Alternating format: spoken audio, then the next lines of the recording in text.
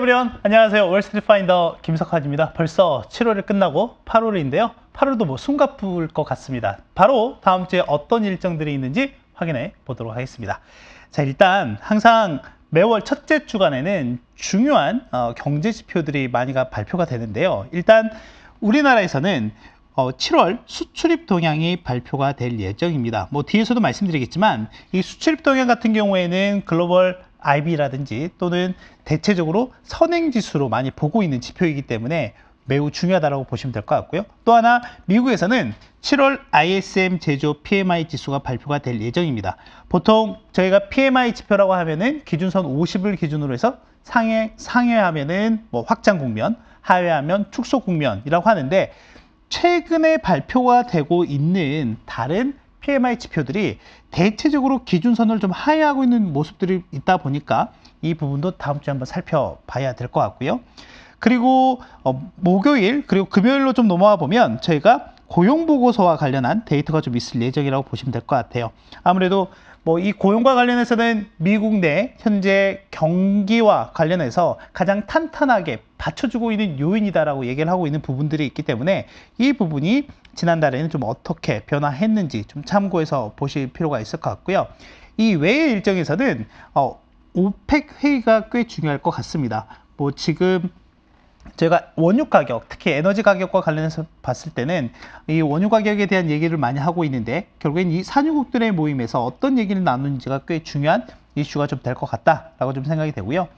뭐 지난주에 7월 FOMC 회의도 있기도 했었지만 이제 호주라든지 영국에서의 통화정책 회의도 예정이 되어 있는 부분들 같이 체크하시면 될 것 같고 이제 블랙아웃이 끝났어요. 그러니까 연준 위원들의 블랙아웃이 끝난 상황에서 이제 다음 주부터 이제 상당히 많은 위원들이 관련 발언들을 좀 할 예정인데 그중에 가장 연준의 매파적인 인사라고 할 수 있는 제임스 브러드 페드 총재가 다음 주 화요일에 발언을 할 예정이어서 이 부분도 같이 좀 체크하시면 될 것 같고 특히나 테슬라 주주분들 꽤 많으시죠. 근데 테슬라의 주주총회가 다음 주 목요일 날 예정이 되어 있다는 것까지 챙겨가시면 될 것 같습니다. 좀 더 뎁스 있게 내용을 좀 말씀을 좀 드려보면 지난번에 2분기 미국의 경제 성장률이 발표가 됐는데요. 지금 보시다시피 1분기와 2분기 모두 역성장이 나온 상황이에요. 그런데 실제 1분기 같은 경우에는 다소 기대해 볼 만한 요인들이 몇 가지가 있었는데 이번 2분기 같은 경우에는 전반적으로 이 성장 둔화에 대한 움직임들이 좀 확인된 부분들이 있다라고 하는 거거든요. 그럼에도 불구하고 아직 경기 침체는 아니다라고 뭐 계속해서 얘기를 하고 있는 부분들이 있는데 이 부분들이 조금 더 구체화되는 모습들이 나타나게 된다라고 하면 아마 그 부분에 대한 논란 또는 논쟁이 좀 더 거세질 가능성도 있다라고 말씀을 좀 드리고 싶고 그럼 어떤 부분들이 둔화되는 모습들이 나오고 있느냐라고 봤을 때 가장 중요한 건 개인 소비 지출이에요. 개인 소비 지출을 보시면 지금 지난해 4분기를 고점으로 해서 계속해서 이렇게 둔화가 되고 있는 모습을 좀 확인을 할 수 있다라고 하는 거고요. 또 하나 지난 1분기에 그나마 경제 성장률이 좀 선방할 수 있었던데 기여를 했던 부분이 바로 이 기업의 고정 투자와 관련한 부분이었거든요. 근데 이번 2분기에는 거의 정체가 됐다라고 보시면 될 것 같고 최근에 나오는 미국 내 주택 관련한 지표들의 움직임들을 보면 다소 부진하게 나오고 있는 부분들이 있거든요. 분명히 이거는 기준금리 인상과 또 연관이 되어 있다고 보시면 될 것 같아요. 그런 면에서 봤을 때 주택 투자 같은 경우에는 최근 4개 분기 중에 가장 낮은 수치를 좀 기록을 했다라고 보면 될 것 같습니다. 그러면 이 분기에 특히 어디가 더 좋았느냐라고 했을 때는 역시 이 수출과 관련한 부분이 그나마 지난 분기 대비했을 때 크게 증가하는 모습을 좀 보였다라고 보시면 될 것 같아요. 자, 그렇기 때문에 일단 이런 부분들이 일부 세부적인 항목들이 성장 둔화에 대한 움직임이 좀 나타나고 있다는 거는 좀 인지를 하시고 이번 2분기 계속해서 좀 업데이트는 매달 이제 업데이트가 될 거기 때문에 그런 부분을 체크해서 보시면 될 것 같습니다. 그리고 또 하나는 저희가 7월 FOMC 회의가 있었고 파월 연준 의장의 기자회견이 있었는데 그분의 좀 워딩을 이해할 필요가 있지 않을까 생각이 돼서 준비한 내용이에요. 이번에 75bp 금리 인상을 했죠. 금리 인상을 하면서 기준금리는 2.25에서 2.5% 수준까지 올라와 있는 상황입니다. 혹시 그런데 여러분 그거 기억나세요? 제가 예전에 말씀드렸던 부분 중에 이 2.5%라고 하는 수준이 바로 연준에서 또는 파월 의장이 계속 얘기했던 중립금리라고 하는 거 혹시 기억하실까요? 이 중립금리라고 하는 거는 경제를 가속시키지도 또는 감속시키지도 않는 적정 수준의 금리. 그러니까 현재 미국 경제의 체력이라고 하면 이 정도 금리는 되어야 해 하는 정도의 수준이 바로 중립금리라고 말씀을 드렸어요. 그런데 이제 이번에 금리 인상을 하면서 중립금리 수준까지 도달해 있는 상황이라고 보시면 될 것 같고, 이제 다음 회의가 9월 20일, 21일 예정되어 있는 9월 FOMC 회의인데 앞으로 한 2달 정도의 시간이 좀 남아 있다라고 좀 보시면 될 것 같습니다. 그러다 보니까 그 내에 상당히 많은 경제 지표들이 발표가 될 거예요. 2번의 고용 보고서가 발표가 될 거고요. 2번의 소비자 물가와 관련한 지표들이 발표가 될 거고, 이외에 다양한 경제 지표들이 발표가 될 텐데, 그러니까 너무 불확실성이 좀 크죠. 그러다 보니까 이번 회의에서는 향후 가이던스에 대해서 구체적으로 제공을 하지 않았다라고 하는 부분. 그렇기 때문에 결국에는 연준이 할 수 있는 얘기는 우리가 항상 나오는 데이터와 지표들을 베이스로 해서 결정을 할 거야 라고 하는 부분들을 좀 얘기를 했고, 또 하나는 중립금리라고 하는 부분까지 현재 도달해 있는 상황이기 때문에 이 부분이 경제에 미치는 영향까지 좀 파악을 할 필요가 있다라고 하는 걸 체크하시면 될 것 같고, 근데 명확한 부분은 있습니다. 명확한 부분은 뭐냐면 이미 지난 6월 FOMC 회의 이후에 향후 경제 전망에 대해서 얘기를 하면서 향후의 금리가 어느 정도 수준까지는 가야 된다라고 하는 부분을 명확히 좀 발표해놨거든요. 그 부분에 대해서 제가 좀 뒷부분에서 말씀을 좀 드리도록 하고, 그러면 이 중립금리를 넘어가는 수준부터는 여러 차례 한번 들어보셨던 이 제한적인 수준까지의 금리 인상도 가능하다라고 하는 부분, 이걸 다시 한번 이번에도 밝혔어요. 그러니까 추가적인 금리 인상의 여지는 남아있다라고 보시면 될 것 같고요. 또 하나, 경기 침체는 아니지만 물가 안정을 위해서 성장에 대한 둔화가 필요하다라고 밝히기도 했다라고 하는 점을 인지를 하시면 될 것 같습니다. 그러면 올 연말에 어느 정도 수준까지 금리를 보고 있느냐, 시장에서 지금 프라이싱 하고 있는 부분을 가져온 거예요.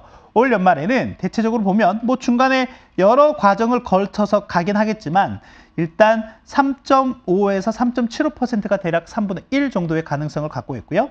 3.25에서 3.5% 정도가 대략 또 3분의 1 정도의 가능성을 좀 갖고 있다라고 보시면 될 것 같습니다. 아무튼 뭐 3.5 내외까지는 일단 어느 정도 타겟팅이 되고 있구나라고 하는 걸 체크하시면 될 것 같고, 그래서 지금 보시는 것처럼 시장에서 보고 예상하고 있는 금리 수준이 이렇게 되고요.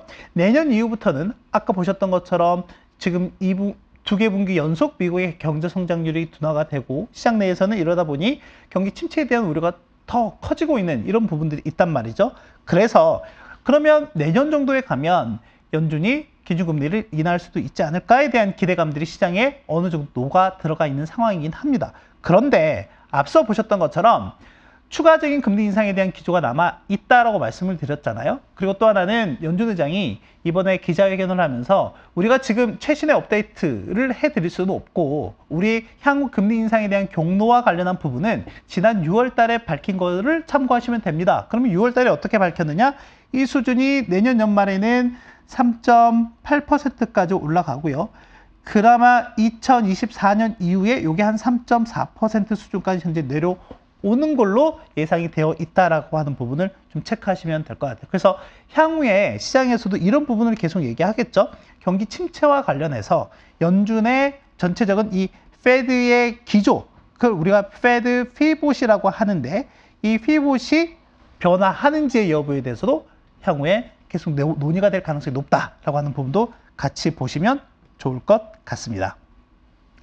자, 그럼 다음 주에 어떤 지표들을 좀 봐야 되느냐라고 했을 때 아까 말씀드렸던 것처럼 8월 1일 날 발표가 되는 ISM 제조업 지수 말씀을 드렸잖아요. 특히 왜 이걸 봐야 되냐면 물론 전체적인 제조업 동향을 나타내는 지표이기도 하지만 우리가 흔히 보는 S&P 500 지수와 상당히 높은 상관관계를 갖고 있기 때문에 그렇다라고 보시면 될 것 같아요. 지금 보시다시피 거의 방향성이 같이 움직인다라고 보시면 될 것 같은데 최근의 움직임을 보면 ISM 제조업 PMI 지수가 좀 더 둔화되는 폭보다 S&P 500 지수가 빠지는 폭이 더 큰 모습을 좀 보이기도 했다라고 보시면 될 것 같고 이 방향성이 같아지는지 여부도 체크하셔야 될 것 같고요. 이 S&P 500 지수가 지난 이제 7월 달 같은 경우에는 소폭 이렇게 반등이 나오는 모습이 나오기도 했거든요. 그래서 향후의 움직임도 이런 부분을 통해서 우리가 미루어 짐작해 볼 수 있다라고 좀 보시면 되겠고요. 또 하나는 우리나라의 수출입니다. 앞서 말씀드렸던 부분 중에 우리나라의 수출 지표 같은 경우에는 글로벌 경기 선행지수 중 하나라고 보시면 될 것 같아요. 이거 같은 경우에는 매월 데이터를 제가 6개월 평균한 거라고 좀 보시면 될 것 같고 6개월 평균이고요. 이 데이터를 쭉 한번 보시면 어떻습니까? 전체적으로 이 수출액과 코스피 간의 움직임이 상당히 유사한 모습을 좀 그리고 있죠. 그런 측면에서 봤을 때 코스피 지수가 최근에 올해 들어서 특히 조정이 나온 부분을 한번 본다라고 하면 이 부분을 본다라고 하면 향후에 수출액 전체 또는 이 수출 경기 전체적으로 보면 이 금액 자체가 이렇게도 꺾일 수 있지 않을까에 대한 이런 우려감들도 있을 수 있거든요. 그래서 이 수출과 관련한 데이터도 꽤 중요하다라고 말씀드리고 싶습니다. 그리고 이 오펙 회의를 잘 봐야 된다라고 말씀을 드렸잖아요. 왜 그러면 이 에너지와 관련한 부분을 우리가 꼭 챙겨봐야 될까라고 봤을 때 지난해 1월 이후부터 이 인플레이션에 상승한 항목별 기호들을 한번 살펴보면 어때요? 미국도 에너지가 가장 큰 부분을 차지하고 있고요. 유럽은 더더군다나 에너지의 비중이 거의 압도적이고 절대적이다라고 보시면 될 것 같습니다. 결국에는 이 에너지 가격이 하락이 중요한 이유는 우리가 계속 얘기하고 있는 이 인플레 피크 아웃과 상당히 연관이 높기 때문에 그렇다라고 보면 될 것 같습니다. 그래서 최근에 나타나고 있는 유가 하락세는 전반적으로 모든 면에서 플러스의 효과가 있다라고 보시면 될 것 같은데 그러면 그 과정이 어떻게 되느냐라고 봤을 때 일단 유가가 전체적으로 하락을 하게 되면요. 미국 내 가솔린 소매 가격이 하락을 하게 되고요. 이 부분은 기대 인플레이션의 하락으로 나타나게 됩니다. 실제 이러한 기대 인플레이션의 하락 같은 경우에는 저희가 인플레를 향후에 전망하는 데 있어서도 상당히 유효한 부분이라고 좀 보시면 될 것 같고 또 하나는 이런 부분들이 나타나게 되면 소비 심리에 대한 개선의 여지도 좀 남아 있다라고 하는 걸로 이어보시면 되지 않을까 생각이 되고요. 그러면 어떤 부분이 좀 더 영향을 직접적으로 미치고 있을까라고 하는 부분에서 봤을 때 저는 일단 뭐 수요도 수요이지만 공급 측 요인을 좀 더 말씀을 좀 드리고 싶고 일단 이미 오펙 같은 경우에는 상당 부분 생산 능력 대비 상당히 높은 수준의 캐파를 유지하고 있는 상황인데요. 그 중에서 절대적으로 낮은 비중을 유지하고 생산 비중을 유지하고 있었던 리비아라고 하는 나라가 있습니다. 이 나라 같은 경우에는 지금 보시면 생산 능력이 전체 원래 생산 가능 능력의 한 50에서 60% 수준으로 떨어져 있었어요. 뭐 내부적인 불안정한 상황 때문에. 그런데 지난주에 발표된 내용을 따져보면 이 생산 능력을 정상 범위 수준에 만들겠다라고 하는 부분. 그러면 여기에서 보시면 내수로만 대략 한 60만 배럴 정도가 증가하는 효과가 있습니다.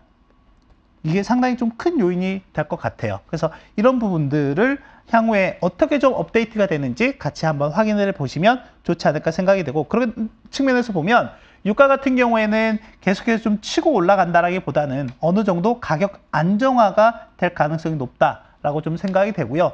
유가가 그럼 크게 떨어질까에 대한 부분은 그렇게 보진 않습니다. 여전히 높은 수요가 유지하고 있는 상황이고 또 하나는 저희가 계속 얘기했던 부분 중에 지정학적 이슈가 또 남아있는 상황이기 때문에 그렇다라고 보면 될 것 같습니다.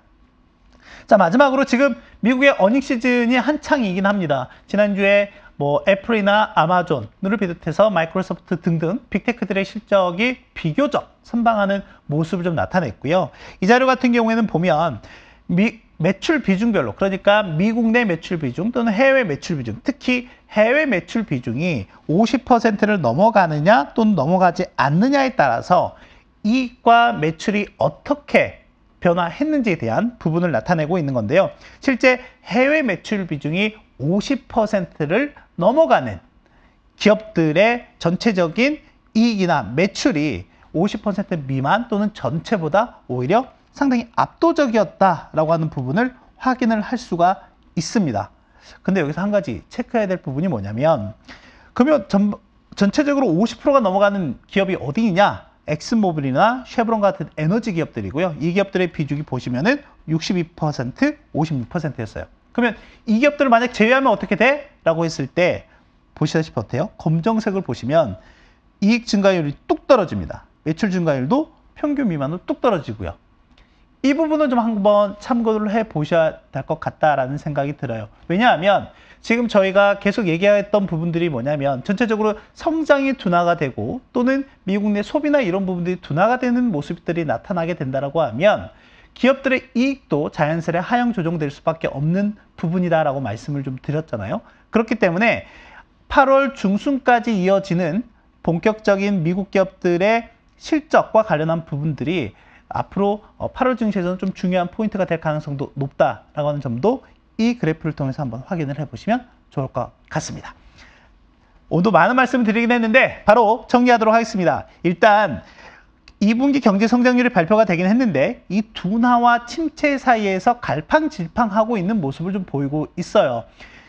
두 개 분기 연속 경제 성장률은 역성장을 하긴 했지만 경제를 담당하고 있는 여러 관계자들은 침체 아니야 라고 얘기를 하고 있거든요. 그렇기 때문에 여기에 대한 논쟁이 앞으로 좀 더 확산될 여지가 있다. 그거는 자연스레 시장이 좀 노이즈가 될 가능성도 있다라고 하는 부분이거든요. 그래서 이 부분 같이 한번 보시면 좋을 것 같고, 또 하나는 파월의 워딩에 대해서 좀 더 명확하게 이해를 하실 필요가 있을 것 같다라고 하는 거예요. 이미 말씀드렸던 것처럼 목적지는 명확합니다. 올 연말에 3.4%대까지 가겠다라고 하는 거예요. 그리고 거기에 대한 속도 조절. 저는 일단 상반기에는 상당히 세게 속도를 올렸다라고 생각하거든요. 하반기에는 그 올린 속도에 대한 평가를 하면서 어느 정도 적절하게 속도 조절은 할 수 있다. 그래서 이 부분에 대해서 시장이 과민 반응할 필요는 없다라고 하는 거예요. 그렇기 때문에 한 번에 75bp를 가느냐 또는 50bp를 가느냐 또는 25bp를 가느냐, 이거는 큰 차이가 없다라고 하는 겁니다. 그래서 그 부분을 다시 한번 제가 좀 말씀드리고 싶어서 정리를 했고요. 마지막으로 다음 주에 주요한 경제 지표들이 나오는데 그중에 꼭 챙겨서 봐야 될 부분들이 우리나라의 수출입 동향이라든지 또는 미국의 ISM 제조업 PMI 지표라든지, 그리고 중요한 거 고용 보고서, 이런 부분들도 같이 좀 체크해서 보시면 좋을 것 같다라고 하는 겁니다. 오늘도 상당히 많은 내용을 말씀을 드렸는데요. 저는 다음 주에 좋은 내용으로 다시 한번 뵙도록 하겠습니다. 바이바이!